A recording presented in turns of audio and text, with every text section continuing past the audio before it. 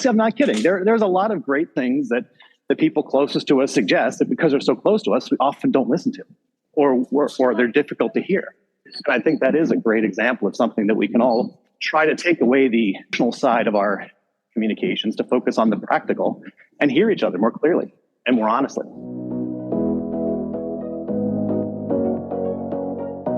Hello, and welcome to the Art of Living Well podcast. I'm Stephanie May Potter, and I'm here with my co-host, Marnie Marmette. We created the Art of Living Well podcast to empower you to live your happiest, healthiest, and most authentic life. Each week, we will bring you inspiring and motivating conversations covering health and wellness topics, including fitness, mindset, food, travel, product reviews, and strategies from a variety of experts, including our own bank of knowledge. We are excited to educate, motivate, and inspire you to change the way you perceive health and discover your art of living well. Get ready to feel inspired. Hello, and welcome back to the Art of Living Well podcast. We want to wish you a happy and healthy holiday season, and thank you for listening to our podcast this past year. We are so grateful for all of our listeners and subscribers, and next week, the week of December 26th, we will be off. We will be spending time with our families and our friends and just enjoying the present moment. So wishing you a happy and healthy new year. And before we dive into today's episode, I just want to remind you all to sign up for our 14-day Functional Medicine Liver Detox. We're super excited about this 2-week journey that we're all going to be taking together in the beginning of January.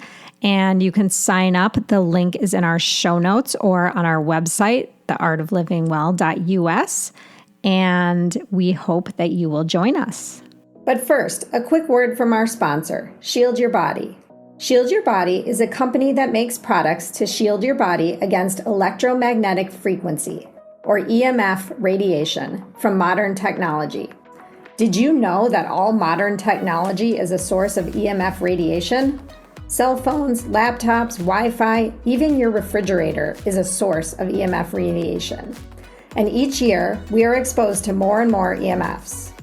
There are literally thousands of high-quality, peer-reviewed scientific studies demonstrating clear links between exposure to EMF radiation and a wide range of negative health effects, from anxiety and infertility to sleep disruption and cancer. Fortunately, there are easy ways that you can reduce your EMF exposure right now that cost you absolutely nothing. After reading the Shield Your Body guide, I stopped using my AirPods, something I used daily for hours sometimes, and have switched back to the old school wired headphones. And for me, after reading the Shield Your Body guide, I really put my foot down and insisted that my kids keep their cell phones and their laptops out of their bedrooms at night while they were sleeping. And I've been working on Jordan as well. And I think after reading the guide and listening to our podcast, he has finally agreed to do that. So download your copy of a free guide at shieldyourbody.com to start improving your health right now. And be sure to check out our episode number 123 with our Blank, CEO of Shield Your Body. So today's episode is going to be a fun one. So we're bringing back our spouses, John and Jordan. And for those of you who have been following us for a while and listening to the podcast, we dropped an episode. It was a salt and pepper episode, we called it. Gosh, it's been probably 2 years now. And so we're excited to bring John and Jordan back. And we're going to do kind of a little bit of a health transformation audit, which is what we've been doing with our community members for the last several months. So thank you, John and Jordan, for joining us today. And we're going to dive right in. And John, we'll start with you. And let's just take a minute to set your vision. So if you could look out into the future 6 months from now, so maybe that's May or June of 2023, and you had your ideal life when it comes to your health and your happiness, what would it look like? And maybe even talk about what your ideal day would look like. Well, I think one thing that I think about when it comes to an ideal life and ideal day, it's one that takes less thought about how to live that ideal life and ideal day. As I think about where I am on my health journey, the choices I make and the options in front of me, everything seems so intentional and thoughtful and purposeful as opposed to just part of how the day progresses. So to me, the ideal day and that vision is one where we spend less time thinking about the specifics of what we do and get to enjoy the moments we have. Right? So you eat the foods that you eat, you get the results, you exercise, you get the results, you're enjoying your life, but not being so thoughtful about the specificity to which you live it, which is a function of habits. It's a function of building good choices. It's a function of getting the outcomes that you want so that you're reinforcing those and doing them. And in the end, it's also just focused on being present. And like I said, enjoying a day for the fact that it's a day, not that it's one more day to think about how do I live a better life and do things in a better way.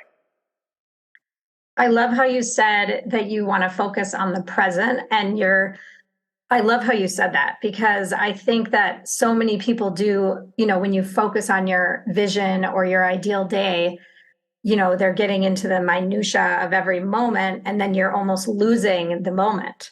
So you said that really well.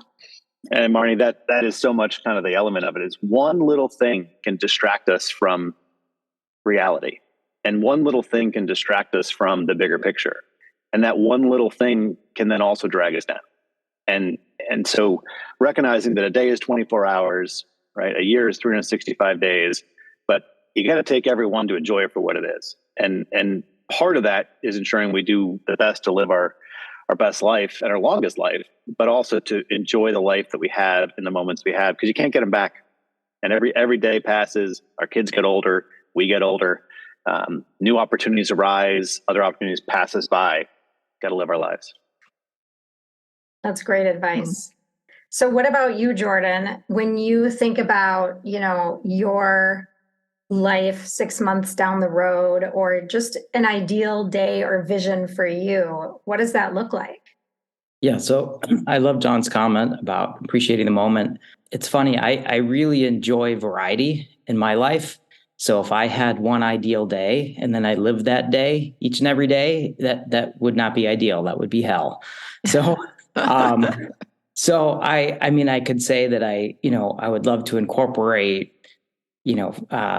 exercise and free time and family time and a little bit of work and a little bit of this and that sprinkled in. But I really enjoy changing it up. And so enjoying the moment and changing it up, having variety, spice of life.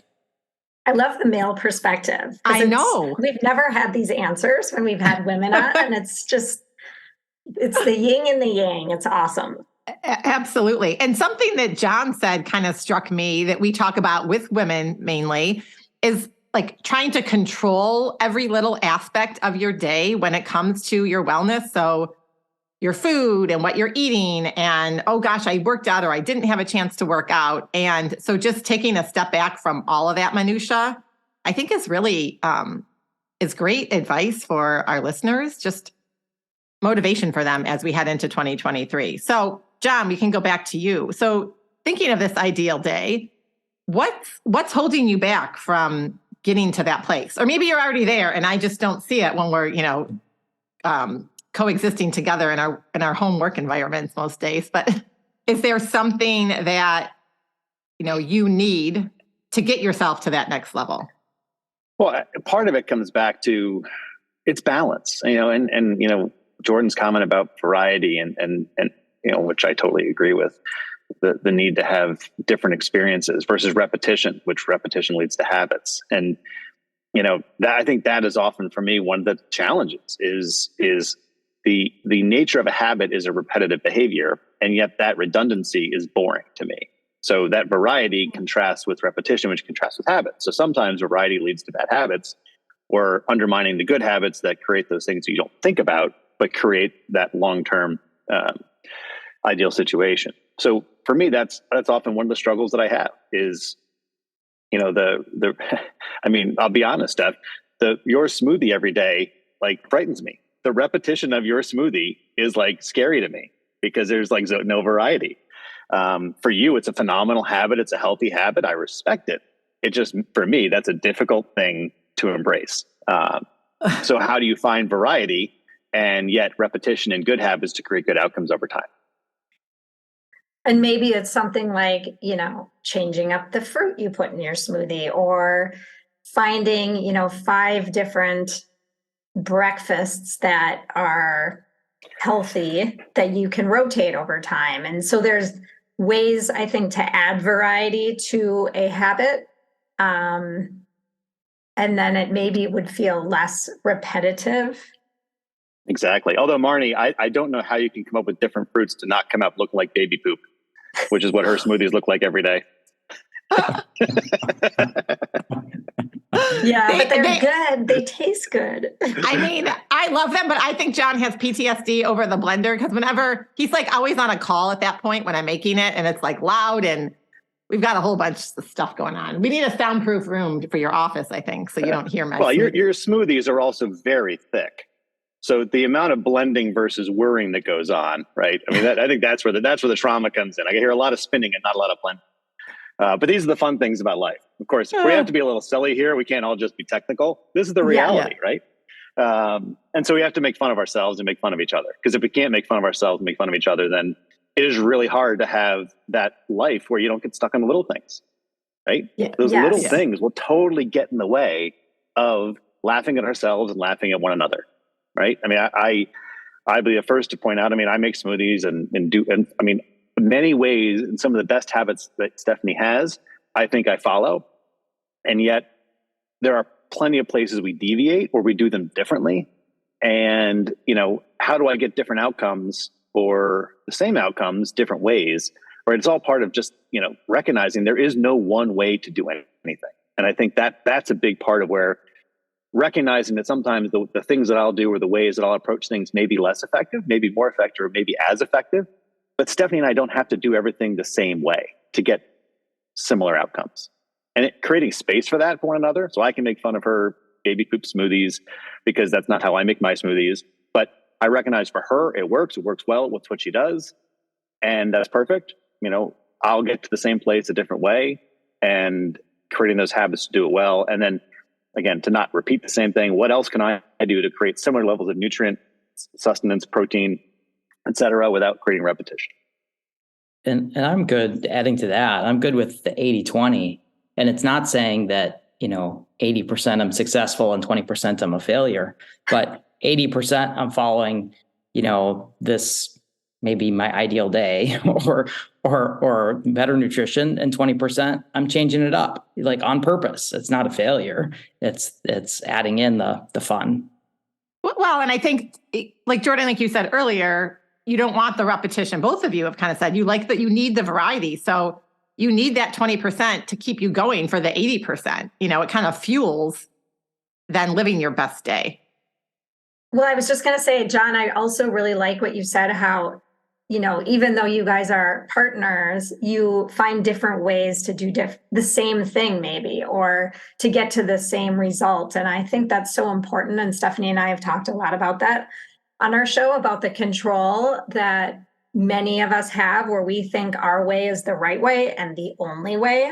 And so I just think it's really good to take a step back and remember that, there are multiple ways to do things, and your way is not always the right way. Hallelujah. We've never talked about this in our house, just so you're clear here. I was just going to say, for either of you to answer, what do you think is going well for you in your lives right now when it comes to your health and wellness? So have made multiple changes of decreasing caffeine intake, of trying to get more exercise days per week, having more of the baby poop, I guess we can call it now, smoothies for breakfast, and making some better choices about food, adding more veggies into my diet, decreasing some of the protein intake, or animal protein intake.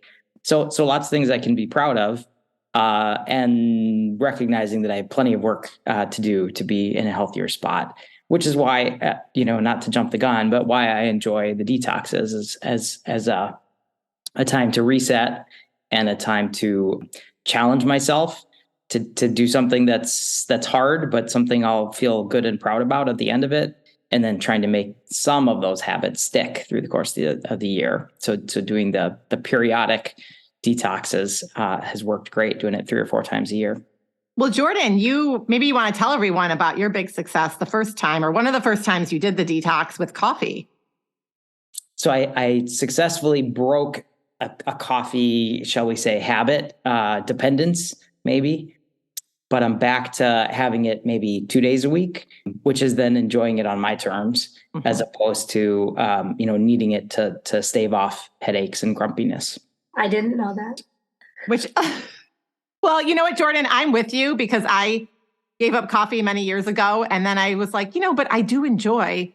So on the weekends, when I know I usually up later, I'm not going to bed as early, it's not going to affect me. I enjoy a nice latte, and it's the perfect balance for me. I think that's what the detox does, is it resets the habits or starts new ones. And then you can kind of like ease back into what is sustainable for you. And it sounds like you figured that out. And what's interesting there, is back to those habits. And, I'll jump to the detox topic quickly and then I'll come back to Marnie's question. But, for me, the detox is a great reset. It's a pause.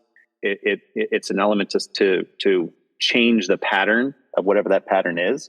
One of the things I'm most happy with or proudest about is there are many things that I've taken out of my diet that were there over time and that, in aggregate, aren't healthy. I think certain things in moderation, certainly appear, but I've also have a very consistent composition of things that are good for me and are healthy. And so when I look at the long-term composition of what I'm able to enjoy and balance in my life, I think it's good.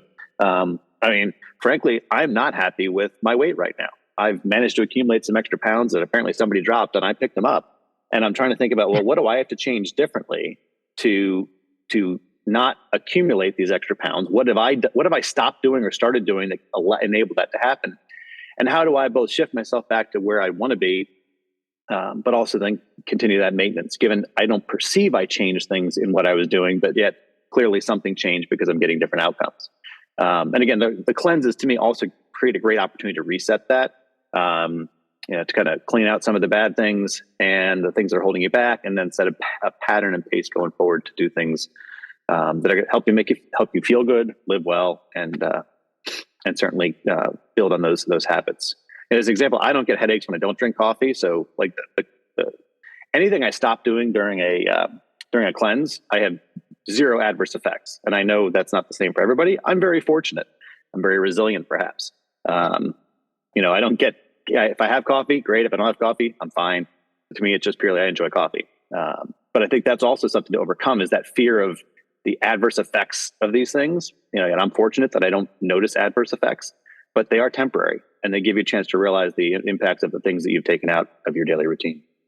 Absolutely. And I just want to say that I find that, Jordan, when you do the detox at the same time as me, I find it really useful and helpful because we're eating the same things. I'm not being tempted by whatever you're eating, and vice versa. And the kids, well, we only have one at home now, but she just goes along with it and eats whatever we make. And so I would encourage people to try and, join in on the detox with their significant other or spouse, because it is really helpful to have that cheerleader right in your house. Or maybe they're not a cheerleader. Maybe they're complaining, but then you're cheering them on. Yes, totally agree. So one question for both of you, you guys can, answer as you will, is what's one thing in the next 24 hours that you could do to lead you to your ideal day, your vision for 2023, something that will just help on that journey or on that path? And it can be like the absolute smallest thing. I'm going to listen to my wife. That would help me a ton. Oh God, John. No, I'm not kidding. There's a lot of great things that the people closest to us suggest that because they're so close to us, we often don't listen to, or they're difficult to hear. And I think that is a great example of something that we can all try to take away the emotional side of our communications to focus on the practical and hear each other more clearly and more honestly. I agree, because we have this conversation at home about other matters. So it is hard when your spouse or someone that's close to you feel, you feel like they're nagging or, trying to get you to do something their way. And I think it's like a conversation, talking about the outcomes and how you want to feel, and then figure out what works for each individual person to how to get there. And it sounds like, all of us as part of this conversation today, or, that we're striving for that. And I think that's what's helpful, just having these conversations, is being in that, having that realization that we're all different and we're all have different journeys and paths and different habits that we can create to get us to that point. So Jordan, what about for you? Yeah, now you're going to make me look bad, John, because I wasn't going to talk about listening to my wife. But I was talking about listening to your wife. He's just going to listen to someone's wife. It's probably not me, but someone else's wife. So I was just going to say there's lots of little changes that can be made, lots of little tweaks, which, each individual one isn't so hard. Altogether, it becomes challenging, but resisting the urge to stop at the cabinet and eat another handful of chips.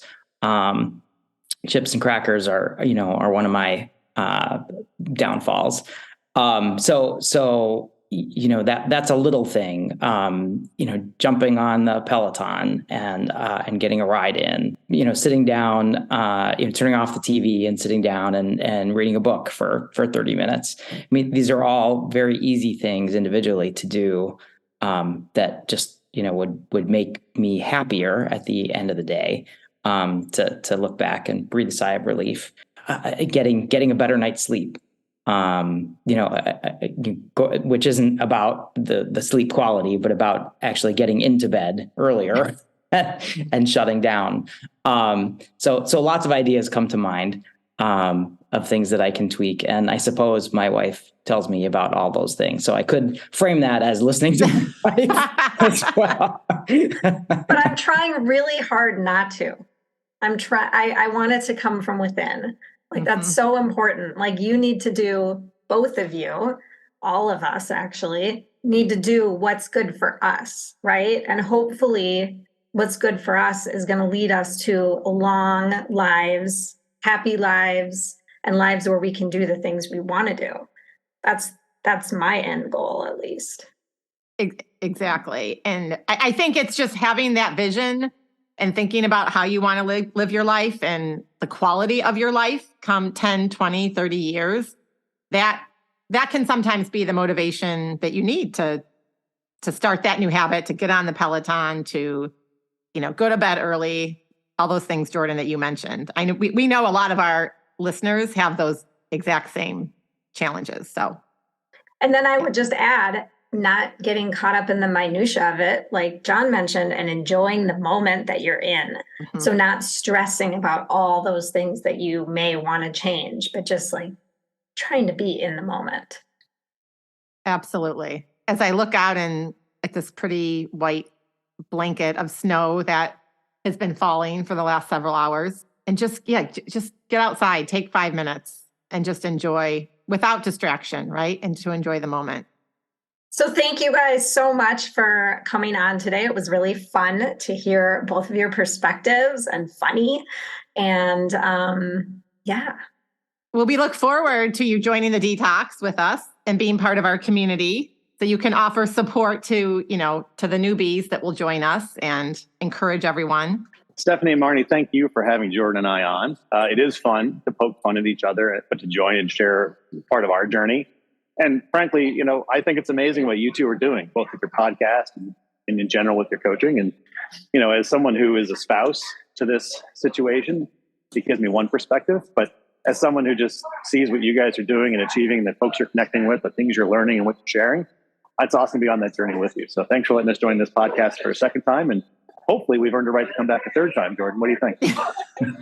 I think so. Add a little salt and pepper. Thanks for having us. Exactly. Thanks, guys. Bye. Bye-bye. Bye now. Thank you so much for listening to the Art of Living Well podcast. We are so grateful that you joined us today. If you enjoyed this episode, please share it with a friend or anyone else you think may benefit from this information. We'd love for you to subscribe to our podcast, leave us a review, and tag the Art of Living Well podcast on social media. If you want more inspiration in between episodes, you can find us on social media at theartofliving_well on Instagram and Facebook, where we will share snippets from our daily lives and our journey to living well.